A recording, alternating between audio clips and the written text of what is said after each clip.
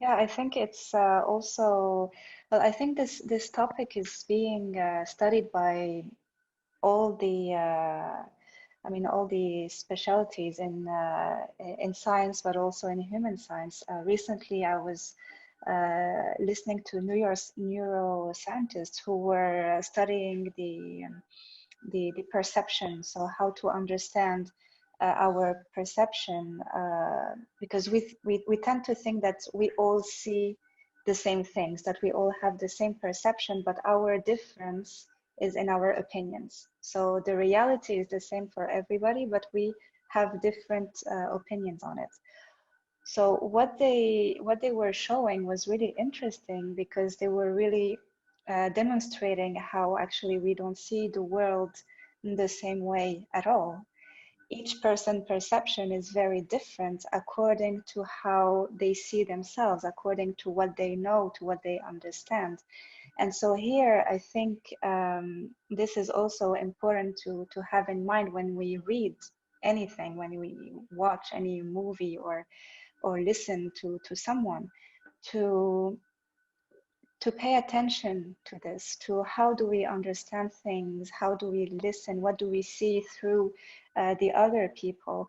And I've noticed that a lot of news, they actually let us complete the news according to our reality. So they give us the main idea of what they want to transmit, but it is our duty to complete the information, and we complete it according to our perception, according to what we believe is true and what we know. So it's I think it's interesting as well to have a multidisciplinary approach when it comes to these things, because it brings, yeah, more angles to think about. Yes, Dr. Munisa. Thank you, Ayaz, for the nice presentation and the nice, you gave us so many things. Actually, we are related to medical field, so grasping such a highly concentrated topic is very, But the thing is that what makes me think now that how the masses are being used in different countries with different political reasons, and whole life the person can spend going through the same path and they are reaching nowhere. This the media and the politics has been such a bad impact on people that their healthy minds and bodies are disturbed, and they go on and on and on and on, and ending up in wars, famines, and all that. This is very heartbreaking. So maybe the duty, maybe the educated people will be should be more involved in, to people, to make them understand not to take the things as they are. Otherwise, this is a vicious circle in which everybody is going on and on and on. That's my comment. Thank you. You tell me something about that. Thank you for your comments. If media is responsible for war, we have the example of, none other than Iraq War, of how systematically information was used to fool the American public and to convince them for United States participation, actually perpetrating of, regime changes in the Middle East. But at the same time, we must also not forget that after the after the Second Gulf War, President Obama came up. He came to power on the promise that he's going to end the war,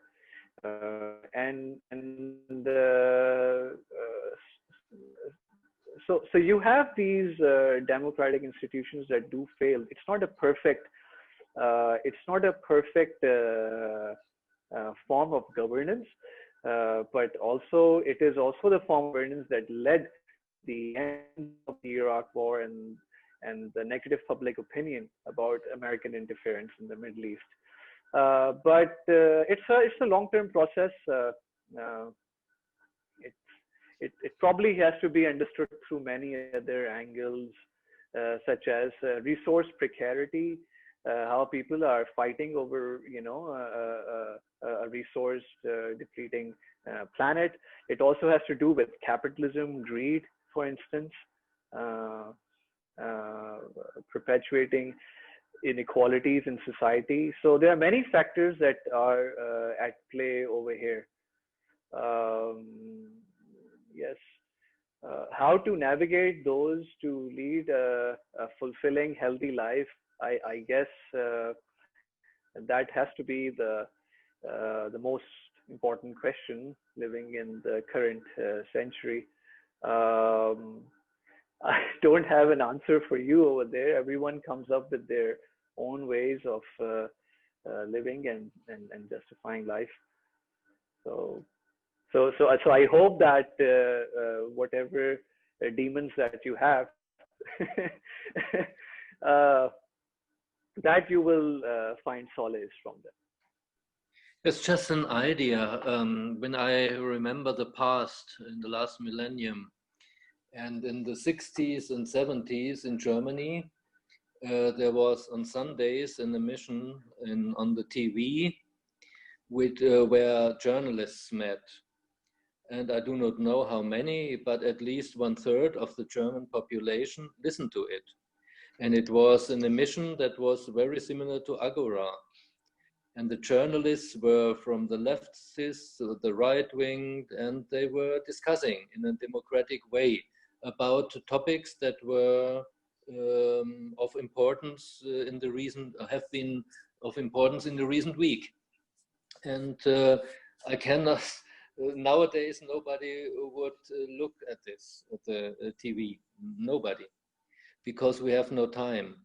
So I think the power of the media, the fourth power, as it is called, and I always smile when you say, it's a proverb in Germany, unknown but well-informed sources have informed us that. So you can say anything by this, because then you say, well, we are the fourth power, we protect the one who said this, but nobody can say, is it right or is it not right? So this was not, so in these days, in the 60s, 70s, I cannot remember that news were said in this way. So what I want to say by this is that also each society has its own development. And after the Second World War and after dictatorship and after a loss of lives and many injuries and traumata, people were interested in the truth and they wanted to discuss. And nowadays they are bored and have consumerism. And when they are political, well, they want to have a satire or anything, to have entertainment and politics together.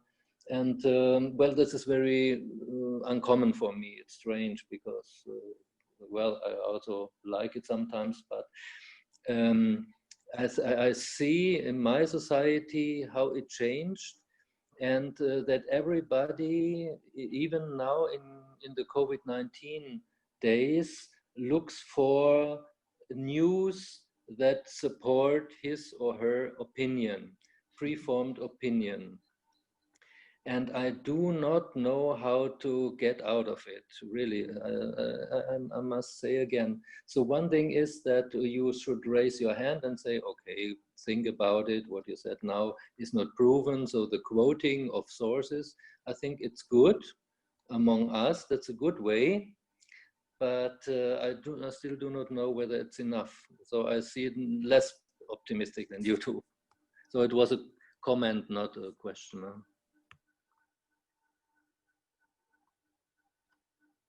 Well, I think that there are many reasons to be pessimistic when we see how things are evolving, but there's always parallel things that happen all the time, even if it's less visible and not as loud as all the fake news and the negative side of the internet, but it is there. And I think that the fact that it exists it is a sign of hope. The fact that we have some people who are aware and who are raising awareness, it is a sign of hope, even if it's very small, but it's all part of a process, I think.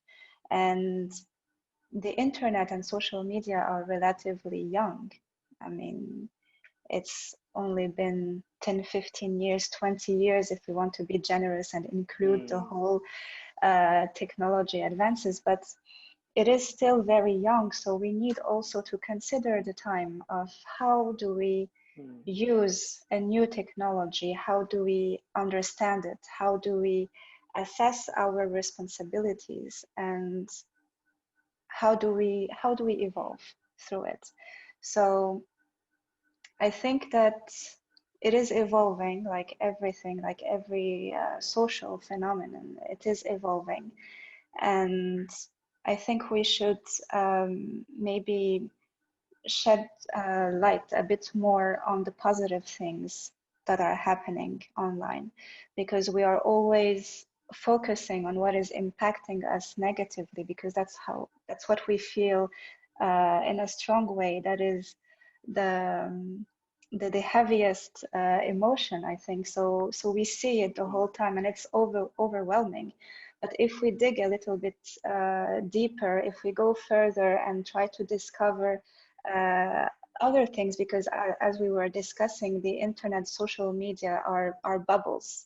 So sometimes even us who want to be curious and see what is happening, we are still in our bubbles. We listen to people who are like-minded. We read things that interest us. So maybe we should as well go beyond our bubble and go beyond what we think is real and what we think is there, and maybe we can be surprised. Excellent comment. Thank you.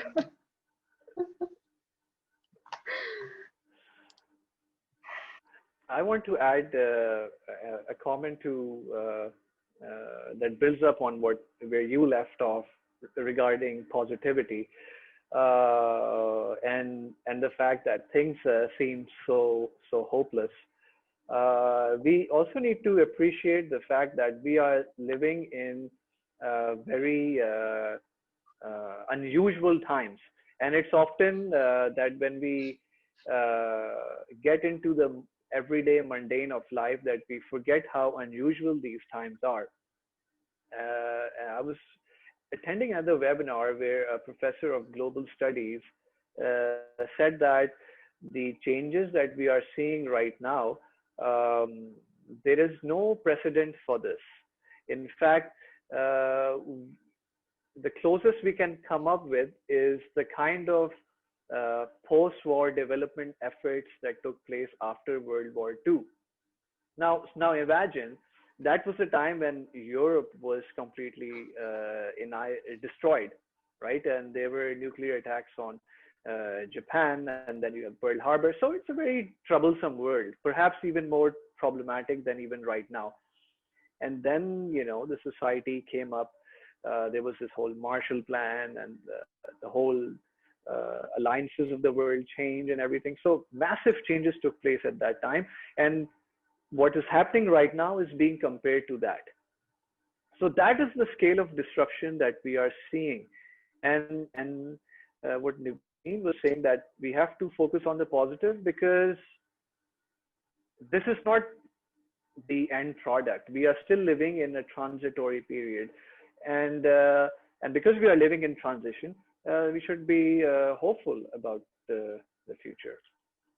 Thank you all for being here with us tonight, and thank you so much, Ayaz, for your presentation, for your time, and for all the answers you brought us tonight.